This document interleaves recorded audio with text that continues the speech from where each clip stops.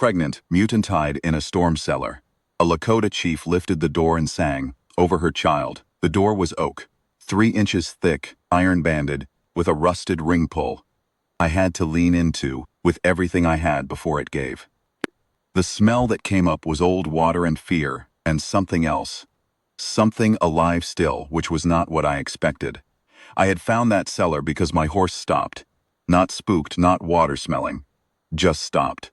Dante did not do that. In 11 years of riding, he had not once stopped without reason, and I had learned to trust him more than I trusted most men. It was coming on dark. The sky behind the bluffs had gone copper, and the plains wind was picking up the way it does, before a hard night. 3.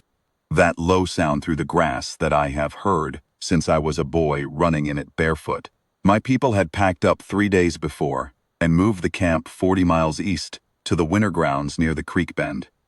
I was supposed to follow, to track a man who had stolen a bay mare from my nephew, and the tracking had brought me here. A burned-out homestead with nothing left, standing except a stone chimney, and that cellar door, angled in the earth like a grave lid.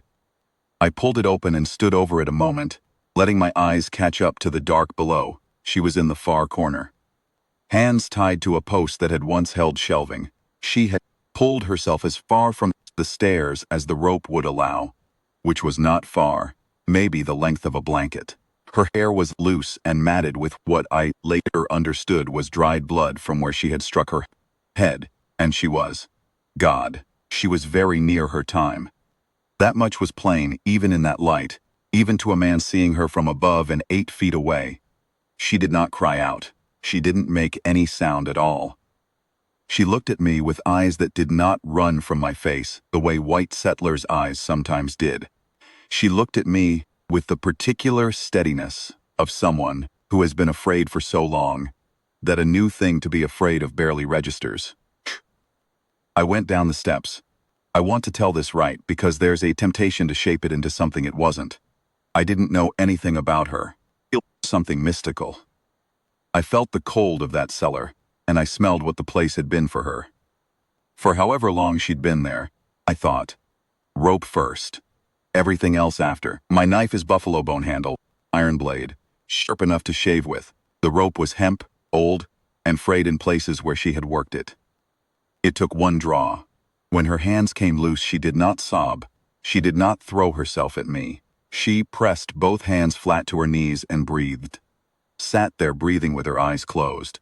I waited. I could wait. After a time she looked up and opened her mouth, and nothing came out.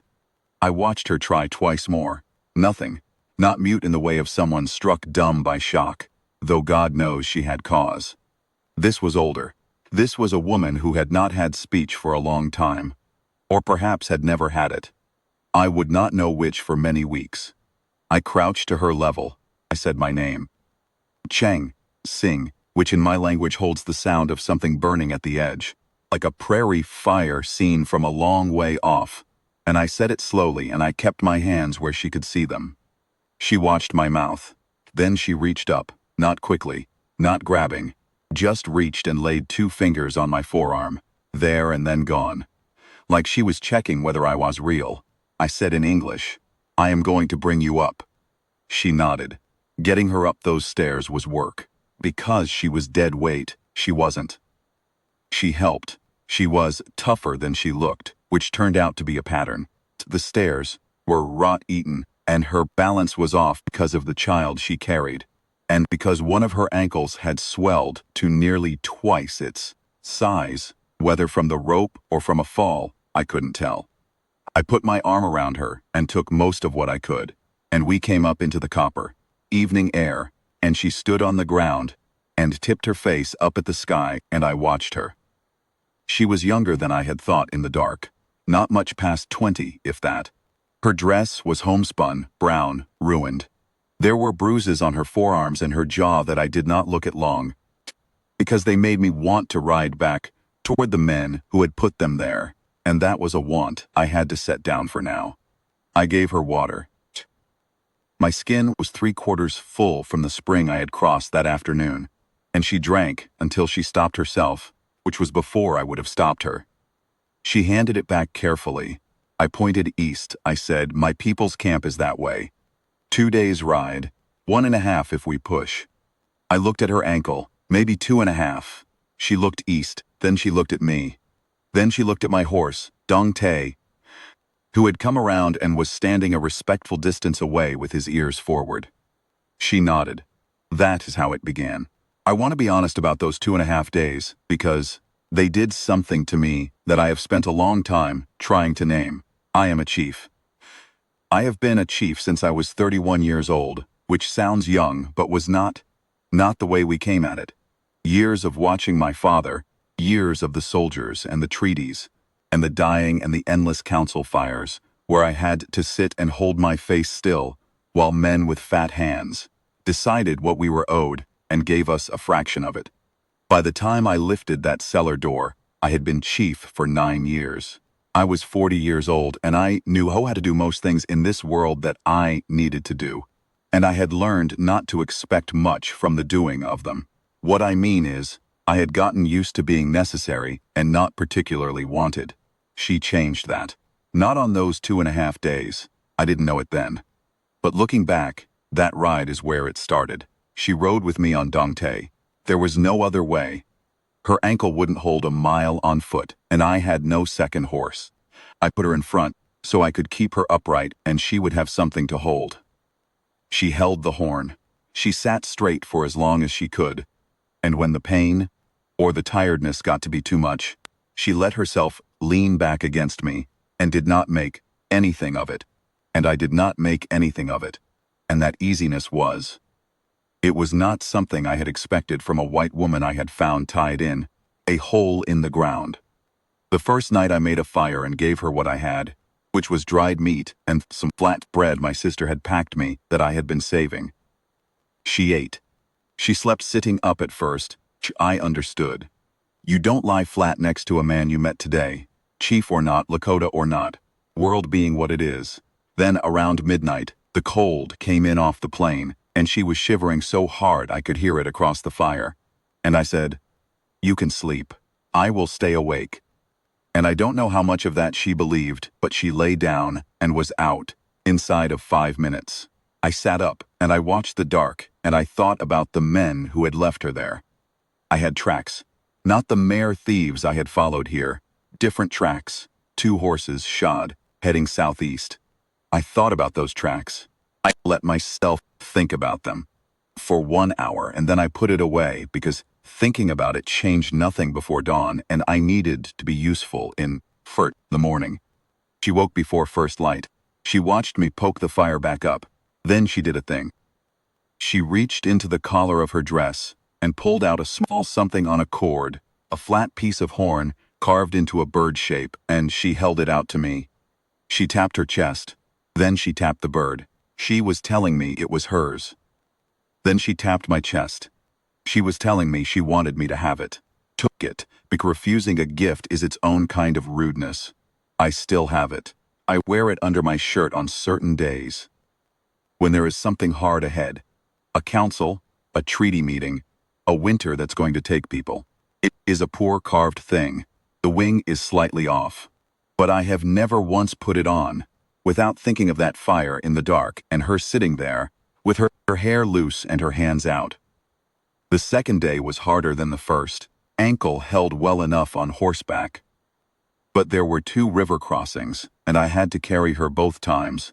She allowed without comment, though I could see it cost her something to be carried. She was not a woman who liked to need help. I recognize that because I am not a man who particularly likes to need it either. And there is something clarifying about meeting another person's particular stubbornness and recognizing it as a cousin of your own. At noon on that second day we came to a low rise, and I stopped to let Dongtae blow, and I could see the plain spread out ahead of us, and she was looking at it. The grass was brown and long from the summer, moving in a slow wave, and there was a hawk high up doing nothing in particular. I said in Lakota without thinking, "Mapia king oihankitshni." The sky has no end. She looked at me. I shook my head. I had not meant to say it to her. I had said it to the sky, out of old habit. She pointed up at the hawk, and then spread her hands wide and looked at me with a question. I said it again, in Lakota, and then in English. The sky has no end. She turned back to the plane and looked at it for another moment, and then nodded, slow, like she was agreeing with something larger than what I had said. I did not know what she was thinking. I have thought about it since. I think she was agreeing that there were some things that did not run out. I think she was deciding in that moment to believe that. We rode into camp late the second afternoon. My people are not strangers to white women. There had been women before, some taken in raid, some who came on their own, some who married in. But it is fair to say that a pregnant, battered, silent white woman appearing on the chief's horse on a Tuesday afternoon was not a common thing, and the camp had a way of going quiet all at once that I felt in my chest. My mother came to me first. She is a small woman. My mother, barely past my shoulder, and she has a face like a winter hawk, all sharp and held in. Psst. And she has looked at me with that face my entire life in a way that tells me what she thinks without saying it. She looked at the woman on my horse. Then she looked at me. I said, "She needs water, food, fire, and someone to look at her ankle. The child is near." My mother looked at me for another 3 seconds. And then she said, "Get down then," to the woman, gently, in Lakota, and reached up her hands. That was the only question anyone asked me that first day. Her name, I did not know yet. She had a way of writing in the dust with a stick when she needed to say something. She had clearly done this before. She was not new to being without speech. The first word she wrote for me was not her name. It was, "child." She wrote it and pointed at herself, and then made a motion like a bowl tipping over, and I understood she was trying to tell me how close it was. My mother had already understood. My mother and 2 other women had taken her to a good fire and were unwrapping her ankle by then, and, whatever they did, there was some arguing among them, muffled but present, that I learned later was about a particular root. They got swelling down through the night, and she was able to walk by morning. Her name, she wrote in the second week when she was rested. Nora. She wrote it in the dirt and looked up at me. I said it back to her. She considered the way I said it.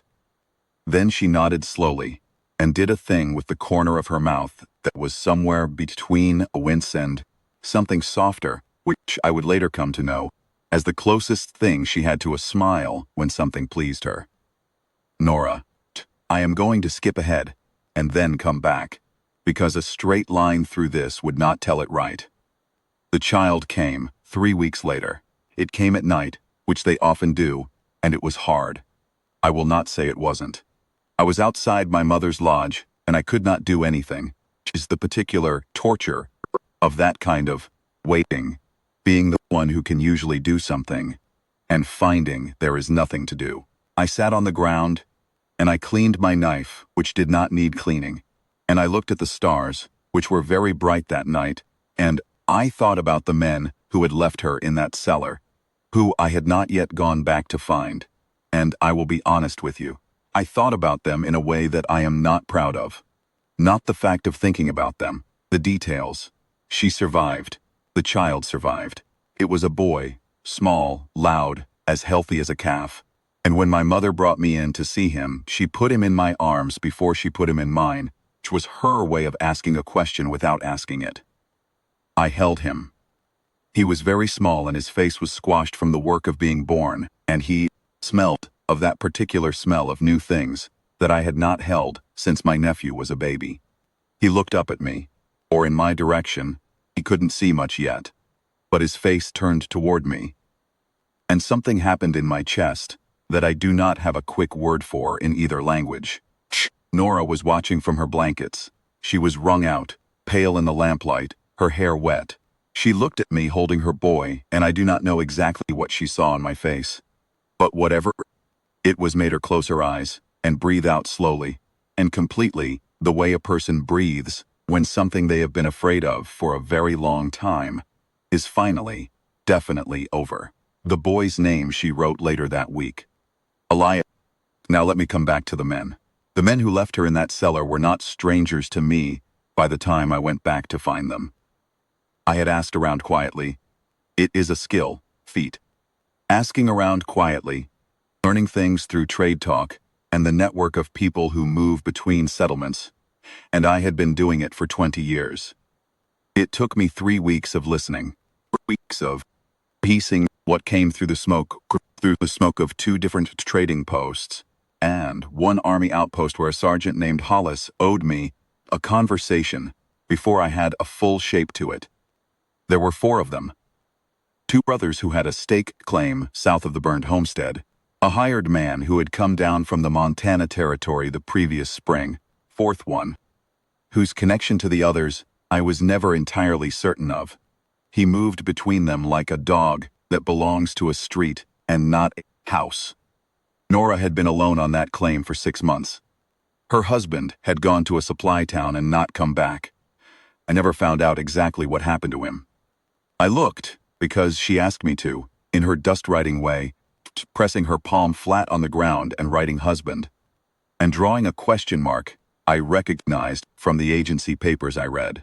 I asked. Found I did not tell her in full. Some things do not need to be confirmed once the answer is clear enough from the shape of the silence. The 4 men had decided the claim was more valuable without a widow on it, especially a widow who couldn't raise an alarm. They were not, any of them, particular monsters. That was almost the worst part. They were ordinary men doing an ordinary kind of evil, the kind that doesn't announce itself with cruelty, but just with calculation. The calculation said, she cannot speak, she has no people, no one will ask. The calculation was wrong, but they didn't know it yet. I will not tell you the full detail of what I did about this. I am a chief, not an outlaw. And there's a difference I have spent my life maintaining. Some of it was law. Toussaint, my half-blood clerk at the county seat, had sharp eyes and sharp penmanship and would record what I needed recorded. Some of it was the kind of pressure that moves men without touching them. Some of it was a conversation in a particular barn, on a cold night, with a particular man, where I made very clear what happened to men in this territory who made enemies of me. Some of it I am at peace with. Some of it I carry in a different way. Within 2 months, all 4 of them were gone from that part of the territory, and the stake claim was recorded, under the name Elias would eventually be able to use. Toussaint recorded it straight and filed it in the county ledger, in the kind of clean, copperplate handwriting that does not invite argument. When I told Nora what I had done, we were outside the camp, walking slow along the creek bank because her ankles still gave her trouble some days. When the cold came in, I told her plain. I kept my voice flat and told it plain, and I did not dress it up into anything. She walked beside me for a while after I stopped talking, her hands loose at her sides, looking at the water. Then she stopped walking and stood in front of me and put her hand on my chest, flat-palmed, over my heart. She kept it there. I looked at her hand, I looked at her face. She was looking straight at me, not at my chest, not away, at me, with those steady eyes that had looked at me. Without fear, from the first moment I came through that cellar door. Her chin was up. There was something in her face I did not have a quick word for. Not gratitude, or not just gratitude. It was more like recognition, like she was saying, I know what you are, and it is what I thought, and I was right.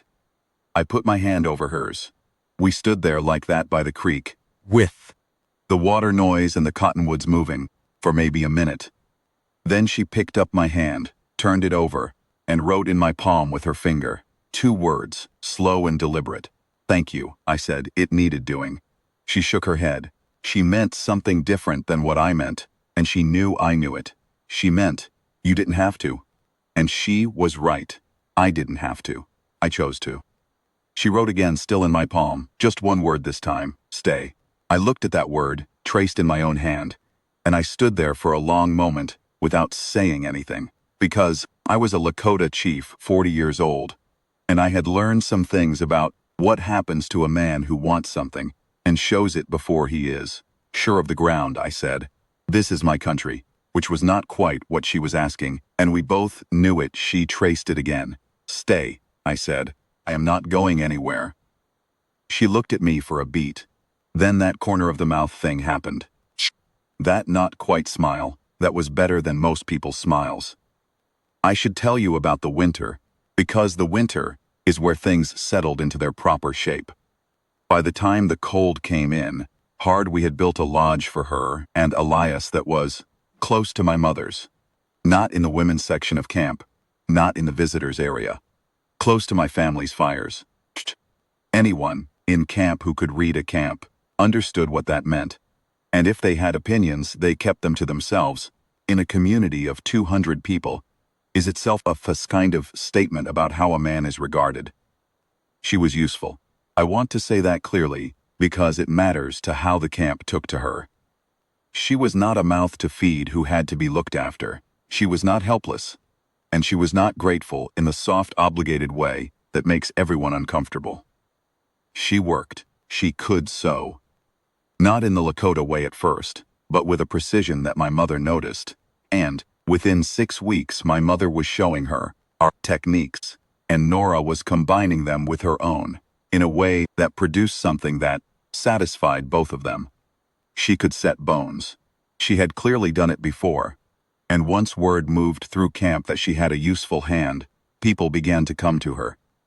When a child from the eastern lodges took a fever that did not break in 3 days, she sat up 2 nights straight without being asked, applying compresses in a particular order, watching the child's breathing with the focused quiet of someone who had done this before and knew what small changes meant. She knew plants. Not all the ones we used, but enough. She and my mother spent hours in a vocabulary of pointing and tasting and drawing in the dirt that seemed to suit them both well. My mother had been alone since my father died. Alone in the sense that matters, not in the physical sense. And I watched her find, in those dirt drawing hours with Nora, something I had not known she missed, particular kind of company. The kind that does not require speech, to be honest. I started teaching Nora Lakota in those months. She picked it up faster than anyone I had seen, which I think was because she had always moved through the world, listening, rather than talking, and had developed a precision with sound and pattern that most speaking people never build. She could not say the words, but she understood them, with an accuracy that startled people sometimes. She would follow a full council conversation, and afterward write me a note in the dust, with one observation that cut straight to what had been talked, around for 2 hours. I started bringing those observations to council, I said. I have been thinking. The thinking was not always entirely mine. I did not say that. And the observations were good, and were heard, and twice in that winter changed decisions that needed changing. Hing Tonka, Big Elk, one of my sub-chiefs, 15 years my trusted man. He figured it out. He was not a slow man. He came to me one evening when I was outside and said, without particular judgment, "The woman sees straight." I said, "Yes." He nodded. He said, "That is worth something." I said, "I know it." He looked at me for a moment and said, in the same level voice, "We can see that you know it, Sing," and walked away. That was the closest anyone in camp came to naming the thing directly. It was enough. Those council months, I want to say plainly, were the best I had worked in 9 years as chief. Not because of any one decision, but because I said something I had not had before, someone who thought alongside me. Not a chief angling for position, not an elder whose wisdom lived in the past, not a treaty man with a calculation behind his courtesy. Someone who had no stake in the outcome except what was right and what would hold, and who watched the faces in a room and understood what was behind them. I had not known I was missing that. I had been running a council with half my instruments. There is a morning I come back to when I think about all of it, the one morning that holds the rest. Late winter. The kind of cold where the air has no movement and the smoke from the fires goes straight up and every sound in camp carries. Elias was almost 5 months old and had begun to have opinions about the world. Loud, immediate, and frequently wrong, which I liked about him. I came to their lodge just as the light was changing, that early blue-gray before the sun. I do not know exactly why that morning, except that I had not slept well and why I had been awake since before 4 thinking about a conversation with the agency man scheduled for the following week. The kind of conversation where I would have to hold a very large amount of myself, very still for a very long time, while a smaller man explained the terms of my own existence to me. I had been doing this for 20 years. It did not get easier. It got, perhaps, more practiced, which is a different thing. Nora was outside with Elias, which surprised me given the cold. She had him bundled against her chest in a carrying wrap, Lakota style. My mother had shown her, and she had taken to it completely, and she was walking a slow circle near the fire that I understood was half for warmth and half because he slept, better moving. She looked up when she heard me. I sat on a log near her fire and pulled my blanket around my shoulders and sat there for a while, and she moved into her circle, and Elias's eyes tracked the trees against the pale sky. Nobody said anything. This was something we had gotten to over the months. A particular comfort with not filling silence, which sounds ordinary but isn't. Most people fill silence. She didn't and I didn't, and together we were very quiet in a way that felt, I had come to realize, like the most restful thing I had in my days. After a while she stopped circling and sat beside me, close enough that our arms touched, feeless, between us in her wrap. He looked up at both our faces, with the open animal happiness that babies have before the world teaches them to hold back. I reached out and put one finger against his cheek. He grabbed it immediately. He always grabbed it immediately. His grip was already remarkable. My mother said it meant he would be trouble later, and she meant that as high praise. I sat there with his fist around my finger and the cold and the straight smoke and Nora beside me, and I thought about the agency meeting and the year ahead, and the slow, grinding weight of leading a people through a world that was methodically taking things from them. And then I thought, this is why you do it. Not the treaty position, not the boundary map. This. The warm weight of a child's fist on your finger and a good woman's shoulder against yours in the cold. I said, out loud, not having planned to say it, I am going to sing over him. I did not look at her. I watched Elias. She went very still beside me. To sing over a child, in the way I meant. It is not a lullaby. It is not a comfort song. It is the thing we do when a child is ours, in the truest sense, not the legal sense, not the blood sense, but the sense that means, I see you, I name you, I carry you from here.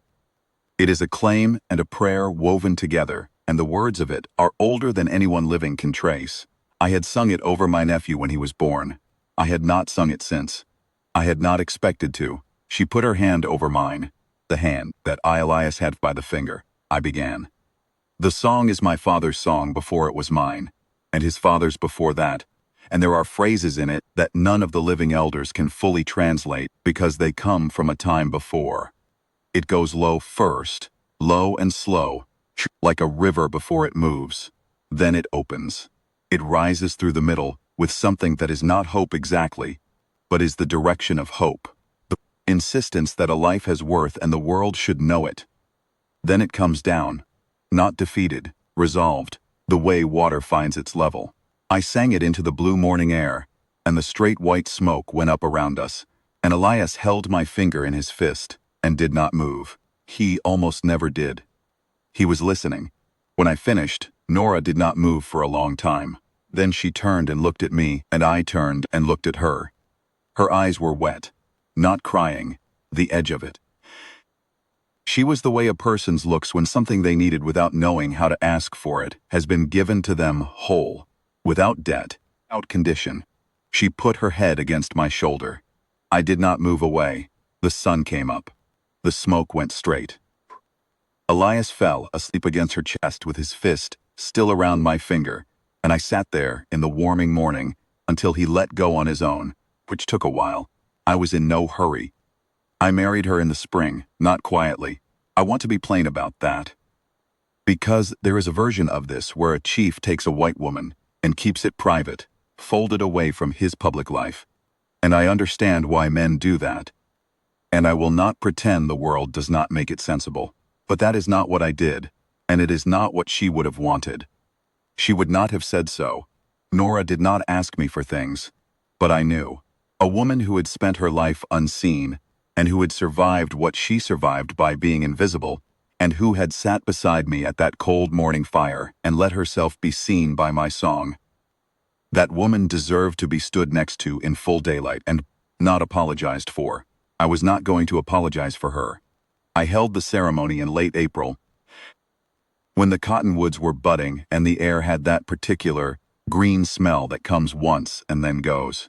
I wore the shirt my mother had made me for my first naming as chief, beaded on the chest and down the arms in the pattern. That means the man who carries the weight of water, which my mother chose, and I have always been glad she did. Nora wore a dress my mother and two other women had worked on through March. Elk hide, traditional, fringed and belted, with her hair plaited with shells. She had asked her dust riding waist whether she should dress in her own way, and I had told her, in ours, if you are willing. She was willing. She stood beside me in front of the camp with Elias on her hip, and she looked out at the gathered faces.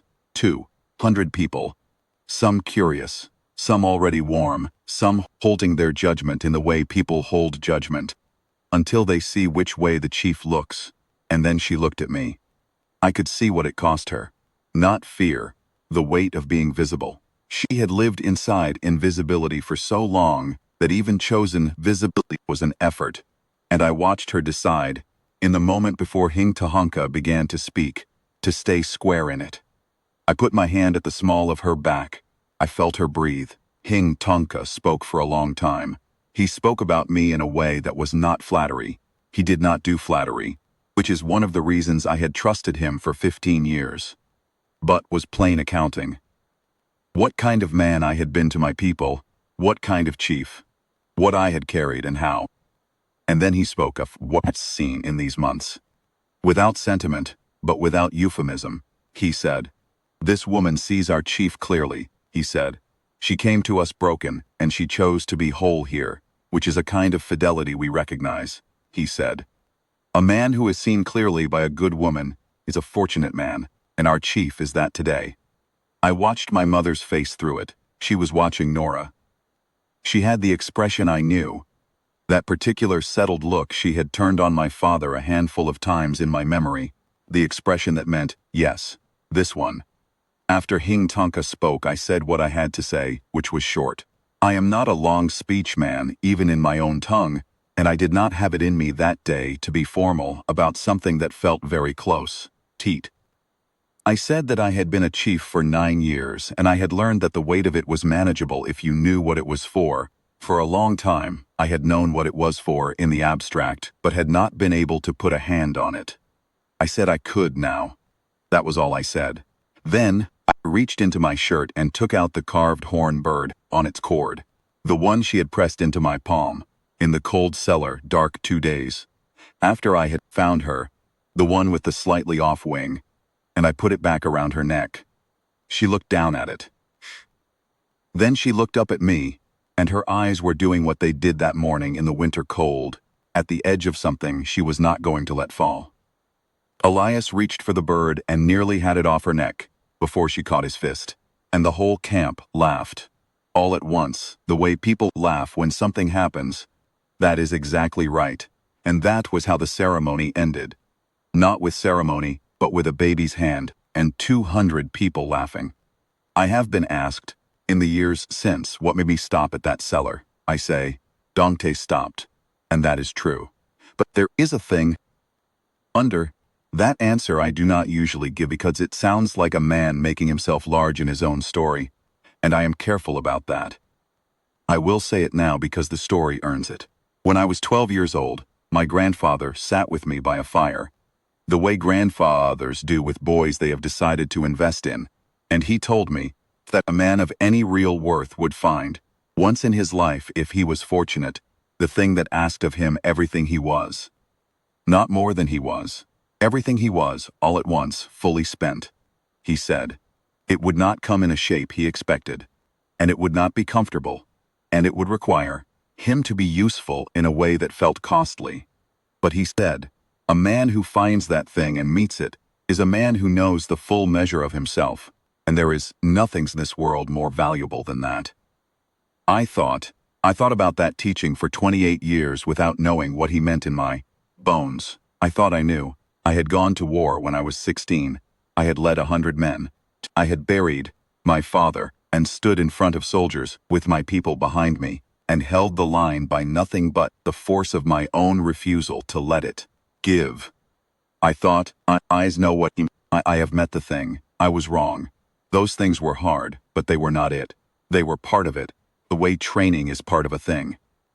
The thing itself came later. Dante stopped, and I smelled something alive, and I pulled open a door and found a woman alone in the dark with her hands tied, and a child in her, and her voice gone, and nothing left of what her life had been, and she looked up at me without fear, with those calm, dark eyes, and I thought, rope first. I did not know, cutting that rope, that I was also cutting something in myself. Something that had gone tight over the years without my fully noticing.